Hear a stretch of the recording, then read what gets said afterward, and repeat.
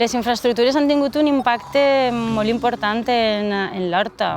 Tal vegada els símptomes més significatius d'aquests impactes es remunten als anys 60, als anys 70 del segle passat, quan es produeix l'ampliació del port i quan es produeix també, quan es construeix el nou lli del Túria. L'horta té futur si els valencians volem que tinga futur.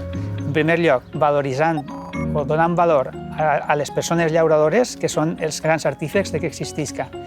En segon lloc, si mos la creem. Si nosaltres, els ciutadans, que no som llauradors, mos la creem, sí que sobreviurà. L'horta té futur i qui no li veu el futur a l'horta li ho hauria de veure, perquè en aquests moments n'hi ha moltes ciutats del món que estan desitjant tindre espais productius a la seva vora i espais amb valors ambientals com els que té València.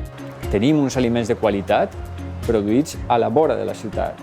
I això és un privilegi, un luxe, que moltes ciutats del món no disposen i que ha de potenciar-se per a tractar de reconstruir algunes d'aquestes interaccions que en el passat generaren un equilibri entre horta i ciutat i que poden donar una bona posició, una molt bona posició d'esta ciutat, avantatjosa en el disseny del que ha de ser la ciutat en el segle XXI, si el que busquem és seguretat alimentària, si el que busquem és qualitat ambiental, si aquest és el model al que aspirem.